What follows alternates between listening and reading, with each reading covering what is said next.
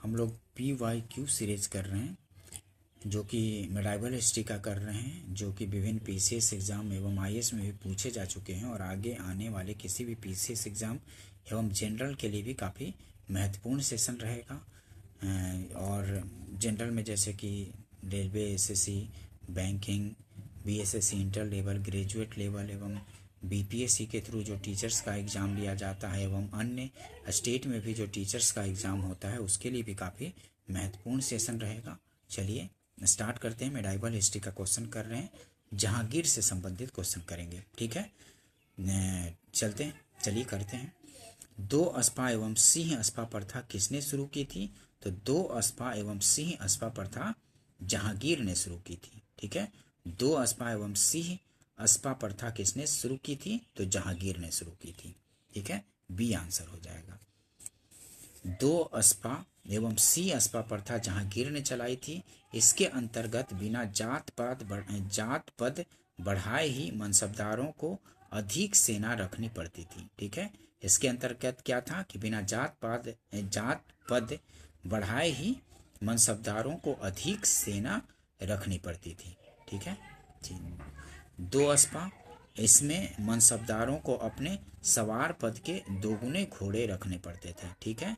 मतलब जितना सवार पद होता था इसमें उसके दोगुना घोड़ा रखना पड़ता था दो अस्पा में। और सी अस्पा में इसमें मनसबदारों को अपने सवार पद के 3 गुने घोड़े रखने होते थे। और ये दो अस्पा सी अस्पा किसने शुरू किया था? तो जहांगीर ने शुरू किया था। ध्यान रखेंगे, काफ़ी इंपॉर्टेंट क्वेश्चन है दोस्तों, इसको पूछा जाता है, बार बार रिपीट होते रहता है, इसको ध्यान रखेंगे। नेक्स्ट क्वेश्चन देखते हैं। मुगल मनसबदारी व्यवस्था के संदर्भ में निम्न कथनों पर विचार कीजिए। तो जात एवं सवार पद प्रदान किए जाते थे मनसबदारों को। मुगल मनसबदारी व्यवस्था के संदर्भ में निम्न कथनों पर विचार कीजिए। तो जात एवं सवार पद प्रदान किए जाते थे मनसबदारी व्यवस्था में, तो ठीक है। और मनसबदार आनुवंशिक अधिकारी होते थे? नहीं, हमारे आनुवंशिक नहीं होते थे, इनसे मनसबदारी छीन भी लिया जाता था। मनसबदार आनुवंशिक अधिकारी होते थे? नहीं, आनुवंशिक नहीं होते थे। तो एक सही हो गया और दूसरा गलत हो गया। तीसरा देखते हैं। मनसबदारों के 3 वर्ग थे, तो सही है, 3 वर्ग थे। दीवान कार्यालय द्वारा इनको वेतन दिया जाता था? नहीं, दीवान कार्यालय द्वारा इनको वेतन दिया जाता था, तो ये भी गलत है। तो एक और तीसरा सही हो गया, तो सी आंसर हो जाएगा, 1 एवं 3। डिटेल्स देखते हैं, एक्सप्लेनेशन से और थोड़ा अच्छे से समझ में आएगा। मुगल बादशाह अकबर ने मनसबदारी व्यवस्था अपने शासनकाल के 11वें वर्ष में प्रारंभ की थी, ठीक है। मनसब प्राप्तकर्ता 3 वर्गों में विभक्त थे। 10 से 500 तक उमरा, 500 से 2500 तक अमीर तथा 2500 से ऊपर अमीर ए आजम कहलाते थे। इसके अलावा जात और सवार की दृष्टि से भी 3 श्रेणियों में बांटा गया था। मनसबदारों को वेतन नगद व जागीर दोनों ही रूप में देने की व्यवस्था थी।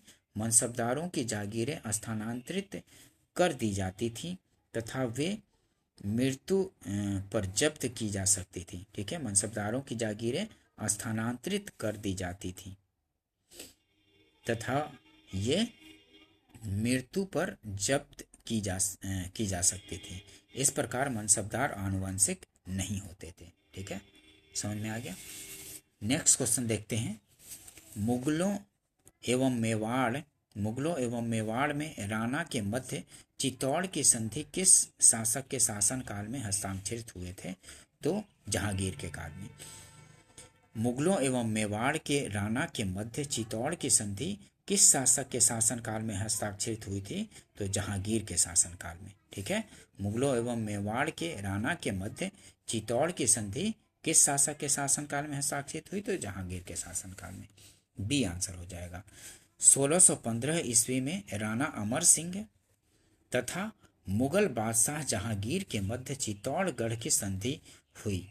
इसमें राणा ने मुगल बादशाह की अधीनता स्वीकार कर ली तथा बादशाह जहांगीर ने राणा को चित्तौड़ दुर्ग की किलेबंदी न करने की शर्त के साथ चित्तौड़ समेत समस्त भूभाग वापस कर दिया।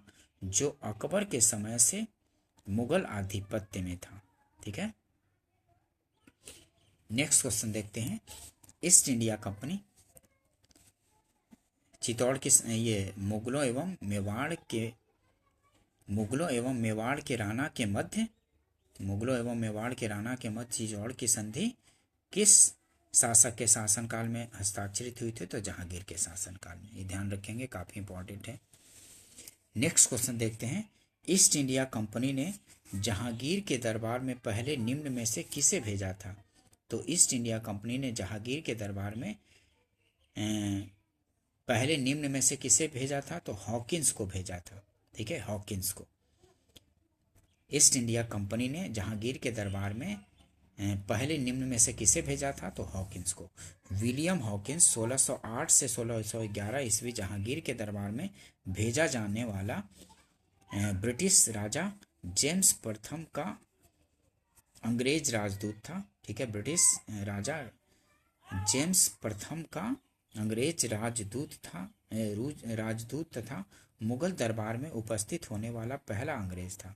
ठीक है, जो विलियम हॉकिंस था जहांगीर के दरबार में भेजा जाने वाला ब्रिटिश राजा जेम्स प्रथम का अंग्रेज राजदूत तथा मुगल दरबार में उपस्थित होने वाला पहला अंग्रेज था। ठीक है, यह शाही दरबार में 3 वर्ष तक रहा।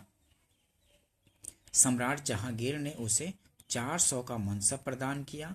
जहांगीर के दरबार में आने वाला दूसरे शिष्टमंडल का नेतृत्वकर्ता सर थॉमस रो था। ठीक है, जहांगीर के दरबार में जो दूसरा शिष्टमंडल आया था ब्रिटेन से, उसका नेतृत्वकर्ता ये सर थॉमस रो था। और पहला कौन था?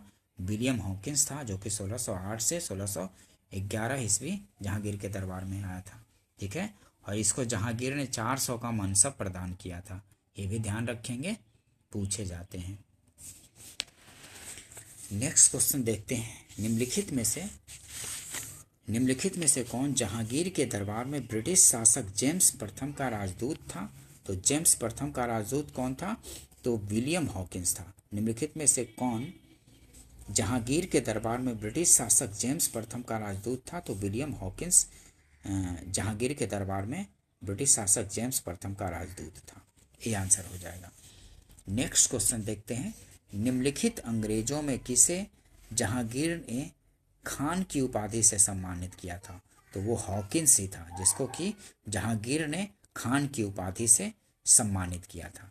निम्नलिखित अंग्रेजों में किसे जहांगीर ने खान की उपाधि से सम्मानित किया था? तो हॉकिंस को खान की उपाधि से सम्मानित किया था और 400 का मनसब भी प्रदान किया था हॉकिंस को।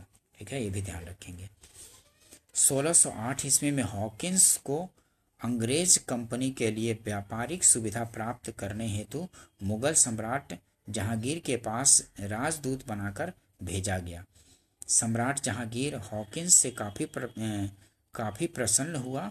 उसने हॉकिंस को इंग्लिश खां की उपाधि देकर आर्मीनिया की एक स्त्री से उसका विवाह कर दिया था।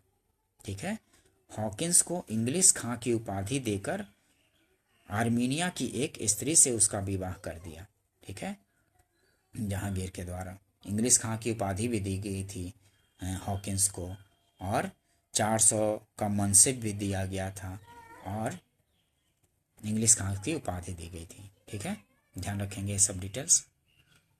खान की उपाधि भी दी गई थी जहांगीर के द्वारा, इंग्लिश खां और खान की उपाधि। ठीक है, इंग्लिश खां या खान की उपाधि। नेक्स्ट देखते हैं। मुगल सम्राट जहांगीर ने निम्न में से किसे इंग्लिश खान की उपाधि दी थी? तो आप लोग को पता है, विलियम हॉकिंस को दी थी। सी आंसर हो जाएगा। मुगल सम्राट जहांगीर ने निम्न में से किसे इंग्लिश खान की उपाधि दी थी? तो विलियम हॉकिंस को दी थी। सी आंसर हो जाएगा। नेक्स्ट क्वेश्चन देखते हैं। ब्रिटिश राजदूत के रूप में सर थॉमस रो भारत आया था शासनकाल में। किसके शासनकाल में? तो जहांगीर के शासनकाल में ही सर थॉमस रो भारत आया था। ठीक है, सी आंसर हो जाएगा। ब्रिटिश राजदूत के रूप में सर थॉमस रो जहांगीर के शासनकाल में आया था। इंग्लैंड के सम्राट जेम्स प्रथम के 2 प्रतिनिधियों कैप्टन हॉकिंस 1608 से 11 तथा सर थॉमस रो 1615 से 19 ने जहांगीर के शासन का सुस्पष्ट चित्रण किया है। इन दोनों को भारत के साथ अंग्रेजों के व्यापार के लिए अनुकूल रियायतें प्राप्त करने के लिए मुगल दरबार में भेजा गया था। ठीक है, जेम्स प्रथम के 2 प्रतिनिधि कौन कौन आए थे? कैप्टन हॉकिंस पहले आया था 1608 से 11 के बीच, और मतलब 1608 में आया था, 11 तक रहा, और थॉमस रो 1615 1619 तक रहा। ठीक है, ध्यान रखेंगे, जहांगीर के शासनकाल में ही आया था। काफ़ी बार पूछा जाता है, रिपीट होता रहता है, इसको ध्यान रखेंगे। नेक्स्ट क्वेश्चन देखते हैं। इंग्लैंड के जेम्स प्रथम के राजदूत के रूप में राजदूत सर थॉमस रो किस वर्ष भारत आया था? तो आप लोग को पता है 1615 ईस्वी में और 1619 में गया था। 1615 से 19 तक रहा था। इंग्लैंड के जेम्स प्रथम के राजदूत सर थॉमस रो किस वर्ष भारत आए थे? तो 1615 ईस्वी में। बी आंसर हो जाएगा। ठीक है, नेक्स्ट क्वेश्चन देखते हैं। जहांगीर ने थॉमस रो को कहाँ मिलने का अवसर दिया था? तो अजमेर में। बी आंसर हो जाएगा। जहांगीर ने थॉमस रो को कहाँ मिलने का अवसर दिया था? तो अजमेर में। बी आंसर हो जाएगा। थॉमस रो जनवरी 1616 में अजमेर में जहांगीर से पहली बार मिला। वह भारत में 1615 से 19 तक रहा। 1619 में वह जहांगीर का फरमान लेकर इंग्लैंड लौटा कि मुगल दरबार में अंग्रेजों का इसी प्रकार स्वागत होता रहेगा। ठीक है, नेक्स्ट क्वेश्चन देखते हैं। भारत में इंग्लैंड का कौन सा दूत जहांगीर के पीछे पीछे अजमेर से मांडू आया? तो वो था थॉमस रो। बी आंसर हो जाएगा। भारत में इंग्लैंड का कौन सा दूत जहांगीर के पीछे अजमेर से मांडू आया? तो थॉमस रो आया था। बी आंसर हो जाएगा। थॉमस रो मुगल दरबार में 1616 में आया। उसे बादशाह के साथ मांडू, अहमदाबाद, अजमेर जैसे अनेक स्थानों पर जाने का अवसर मिला। वह बादशाह के साथ शिकार खेलने भी गया था। ठीक है, थॉमस रो। नेक्स्ट क्वेश्चन देखते हैं। एक डच पर्यटक जिसने जहांगीर के शासन काल का मूल्यवान विवरण दिया है वह है? तो फ्रांसिस्को पेलसार्ट है। एक डच पर्यटक जिसने जहांगीर के शासन काल का मूल्यवान विवरण दिया है वह था फ्रांसिस्को पेलसार्ट था, जिसने कि जहांगीर के शासन काल का मूल्यवान विवरण दिया था, फ्रांसिस्को पेलसार्ट ने। ये आंसर हो जाएगा। नेक्स्ट क्वेश्चन देखते हैं।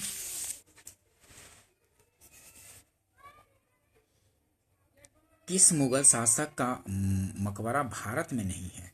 तो जहांगीर का भी मकबरा भारत में नहीं है और बाबर का भी मकबरा भारत में नहीं है।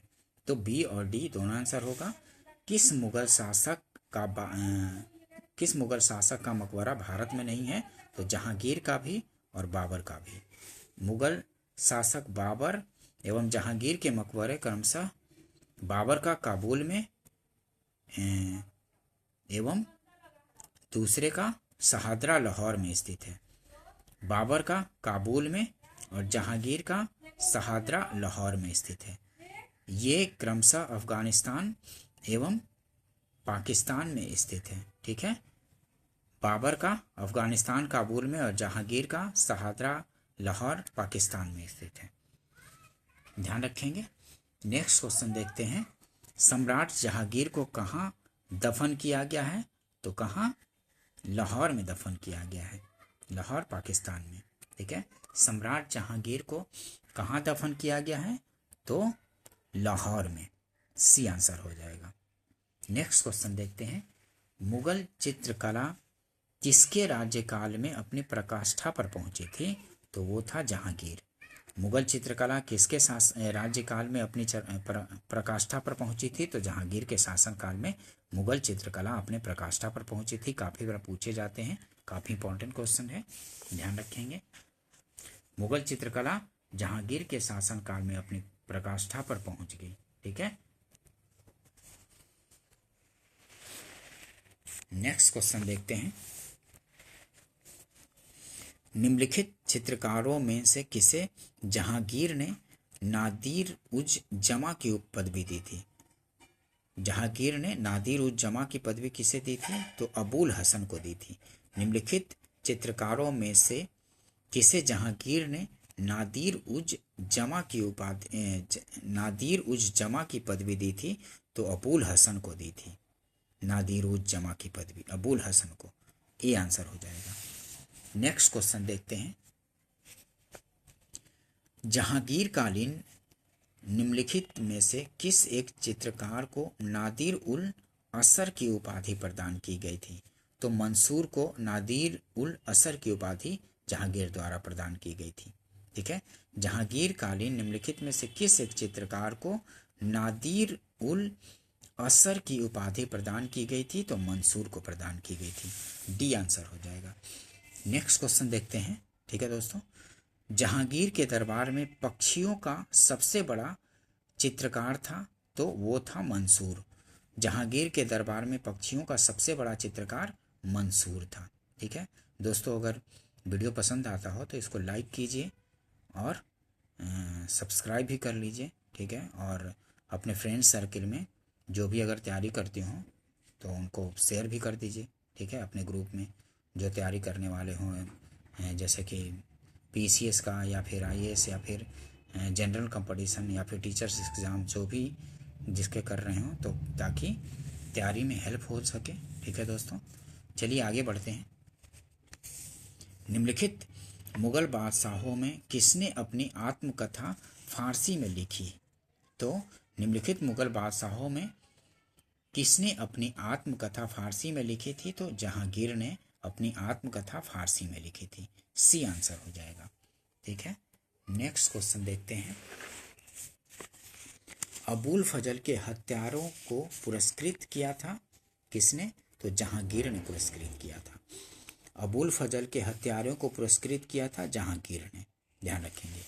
अकबर की मृत्यु के 8वें दिन 3 नवंबर 1605 को आगरा के किले में जहांगीर का राज्याभिषेक हुआ और उसने नूरुद्दीन मोहम्मद जहांगीर बादशाह गाजी की उपाधि धारण की। जहांगीर ने अपने पक्ष के सरदारों को उच्च पद प्रदान किए, जिनमें से एक अबुल फजल का हत्यारा राजा वीर सिंह बुंदेला भी था।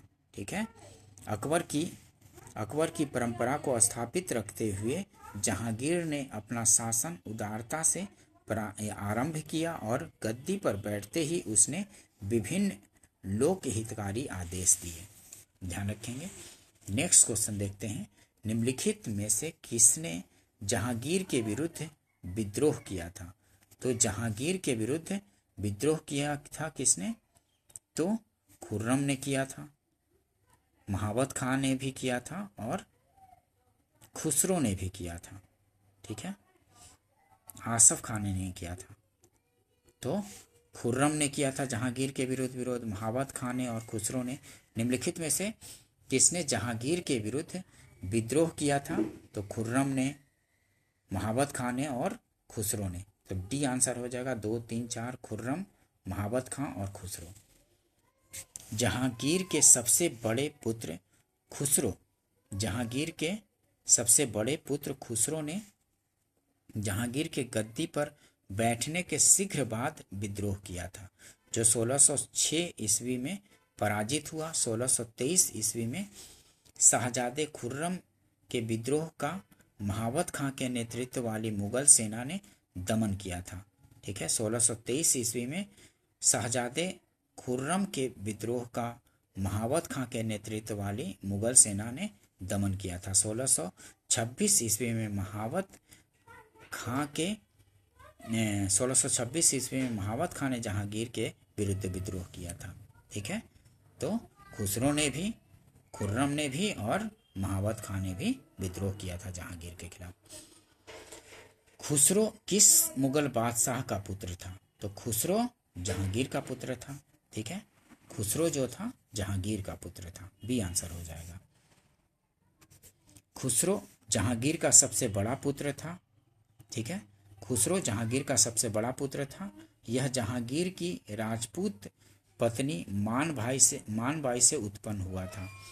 इसने अपने मामा मान सिंह एवं ससुर मिर्जा अजीज कोका की सह पर अप्रैल 1606 में अपने पिता जहांगीर के विरुद्ध विद्रोह कर दिया। जहांगीर ने खुसरो को आगरा के किले में नजरबंद रखा, परंतु खुसरो अकबर के मकबरे की यात्रा के बहाने भाग निकला। ठीक है।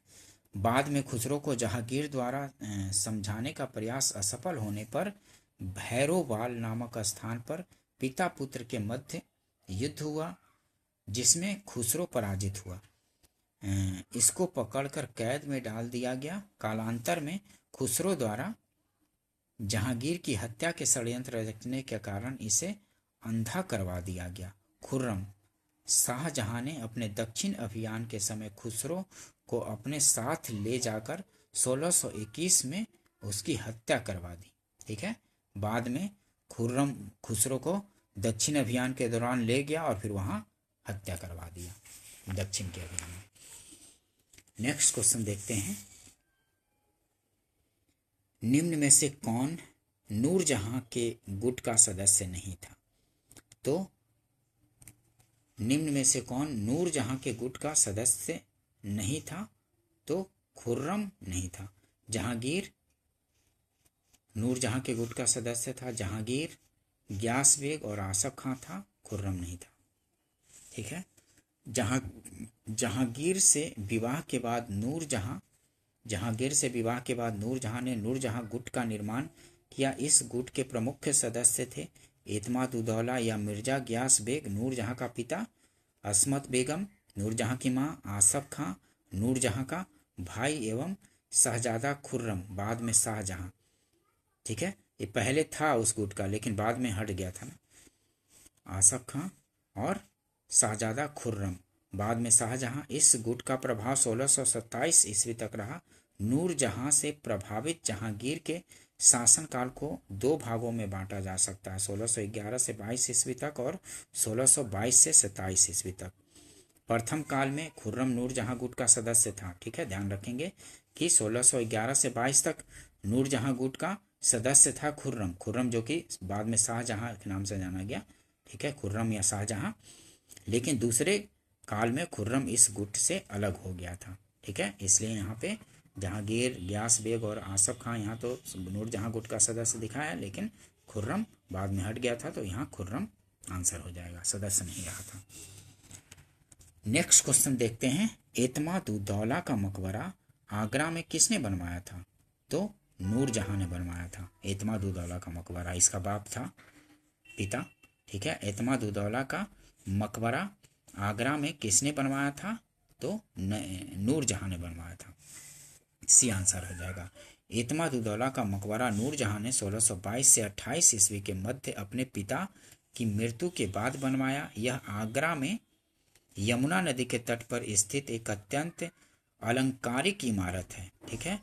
मुख्य मकबरा श्वेत संगमरमर का है। मुख्य मकबरा श्वेत संगमरमर का है। इस मकबरे का अपना विशिष्ट स्थान है। यह पहली कृति है जो पूर्णतया संगमरमर में बनाई गई है। ठीक है। एतमाद-उद-दौला का मकबरा ऐसी पहली कृति है जो पूर्णतया संगमरमर में बनाई गई है। इसमें गुदाई एवं संगमरमर के अलावा पित्रादुरा का प्रयोग सजावट हेतु पहली बार किया गया है। इसमें पहली बार पित्रादुरा का प्रयोग भी सजावट हेतु पहली बार किया गया, पूछा जाता है। ठीक है। एतमाद-उद-दौला के बारे में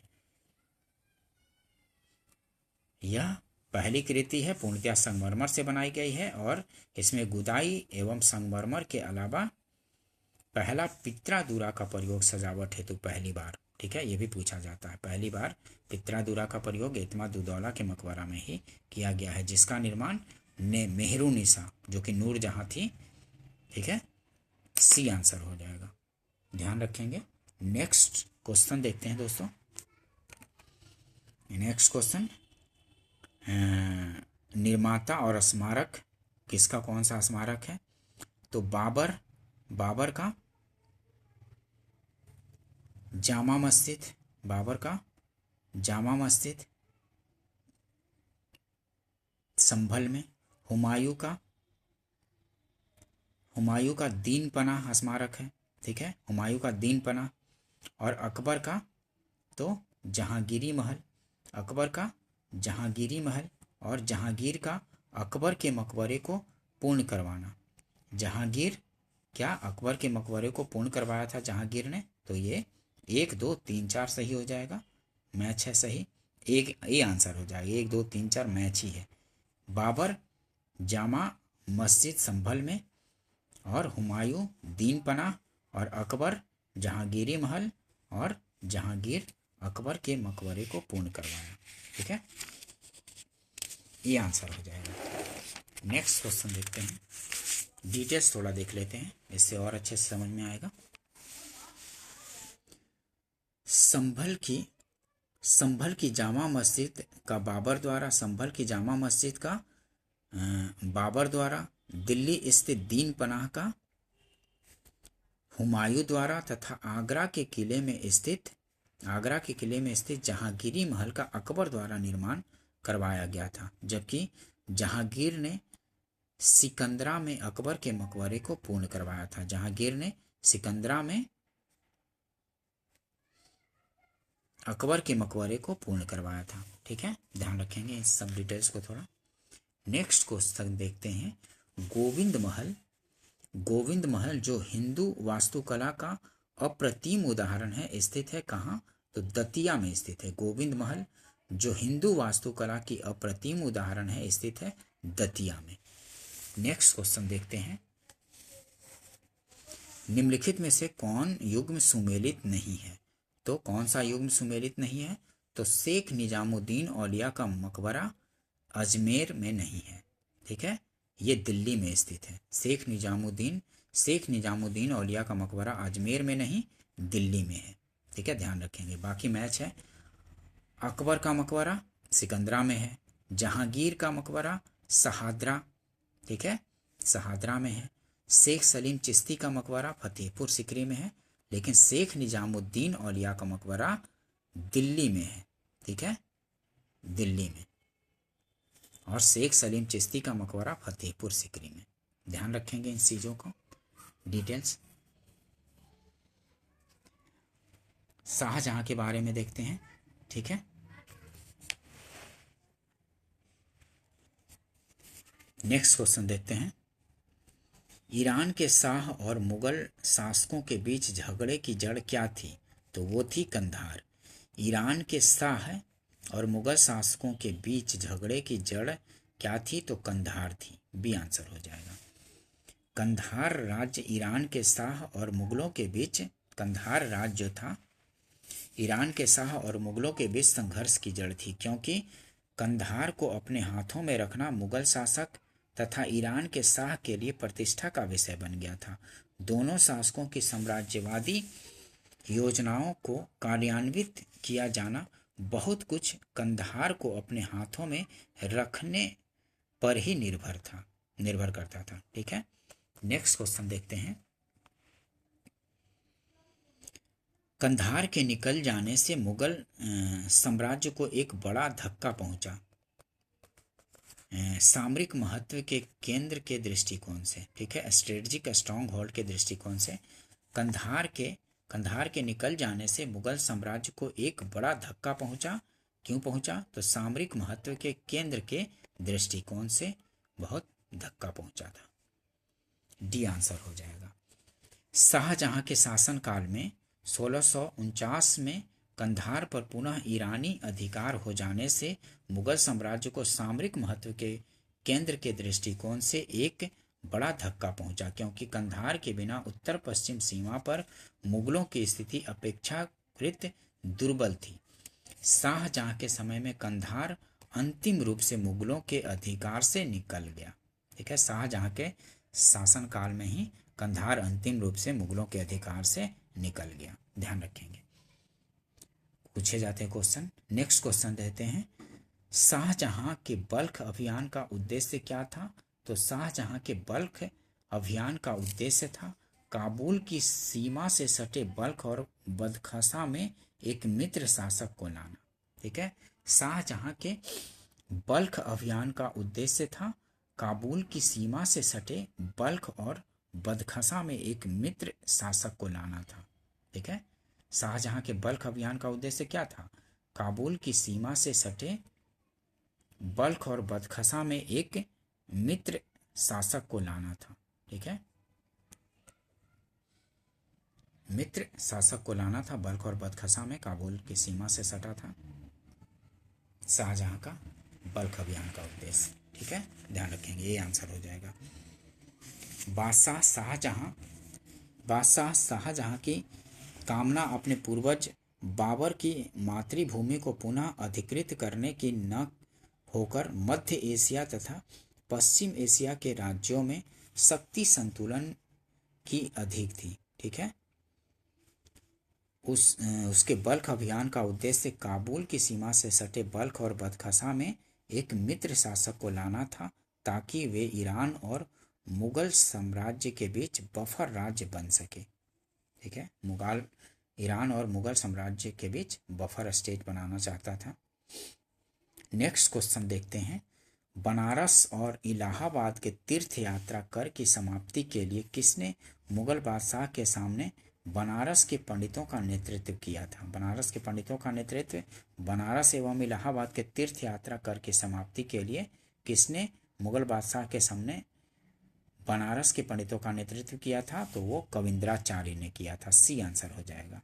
ठीक है, कविंद्राचार्य ने किया था। बनारस एवं इलाहाबाद के तीर्थ यात्रा कर के समाप्ति के लिए किसने मुगल बादशाह के सामने बनारस के पंडितों का नेतृत्व किया था? तो कविंद्राचार्य ने किया था। सी आंसर हो जाएगा। नेक्स्ट क्वेश्चन देखते हैं।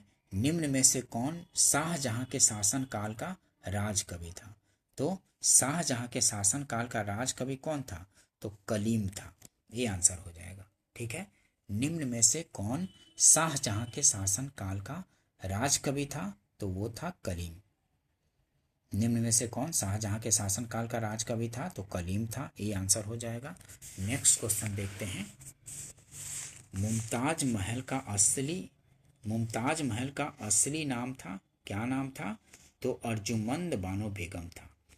मुमताज महल का असली नाम था अर्जुमंद बानो बेगम। ये आंसर हो जाएगा। आसफ खां की पुत्री अर्जुमंद बानो बेगम का विवाह मुगल बादशाह जहांगीर के पुत्र शहजादे खुर्रम शाहजहां के साथ हुआ। भविष्य में अर्जुमंद बानो बेगम मुमताज महल के नाम से प्रसिद्ध हुई। ध्यान रखेंगे। हिंदू तथा ईरानी वास्तुकला का सर्वप्रथम समन्वय हमें देखने को मिलता है कहाँ? तो ताजमहल में। हिंदू तथा ईरानी वास्तुकला का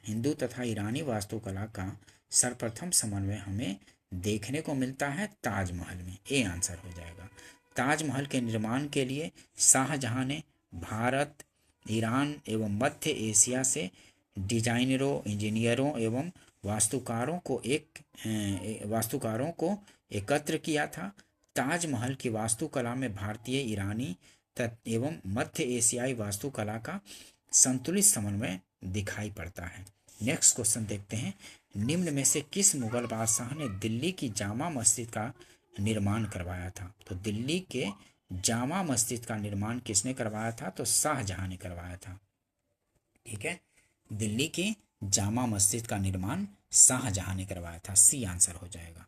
ठीक है, दिल्ली की जामा मस्जिद का निर्माण शाहजहां ने करवाया था तथा मुगल सम्राटों में शाहजहां सबसे महान भवन निर्माण करता था। ठीक है, शाहजहां जो था मुगल सम्राटों में महान भवन निर्माण करता था। उसके काल में चित्रकार और स्वर्णकार की कला का कलात्मक संयोग हुआ। जामा मस्जिद दिल्ली के लाल किले के बाहर ऊंचे चबूतरे पर स्थित है। इसके 3 प्रवेश द्वार हैं, जिनमें पूर्वी प्रवेश द्वार से बादशाह नमाज पढ़ने आया करता था तथा अन्य 2 प्रवेश द्वारों उत्तरी तथा दक्षिणी से सामान्य प्रजा आया करती थी। शाहजहां द्वारा निर्मित इमारतों में कौन कौन है? दीवाने आम, दीवाने खास, शीश महल, मोती मस्जिद, खास महल, मुसम्मन बुर्ज, नगीना मस्जिद, जामा मस्जिद, ताजमहल और लाल किला, ये सब है शाहजहां द्वारा निर्मित। दिल्ली की प्रसिद्ध जामा मस्जिद का निर्माण किसने किया था? तो वो आपको पता है शाहजहां ने ही किया था दिल्ली के जामा मस्जिद का निर्माण। ठीक है, बी आंसर हो जाएगा। दोस्तों अगर सेशन पसंद आता हो तो इसको लाइक कीजिए, शेयर कीजिए, ठीक है, अपने दोस्तों में, फ्रेंड सर्किल में शेयर कर दीजिए, ठीक है, और इसको सब्सक्राइब भी कर लीजिए ताकि इस तरह का उपयोगी वीडियो और भी सब्जेक्ट का बनाया जाए तो आपके पास नोटिफिकेशन मिल जाए। ठीक है दोस्तों, मिलते हैं नेक्स्ट वीडियो में। ठीक है, वीडियो देखने के लिए थैंक यू दोस्तों।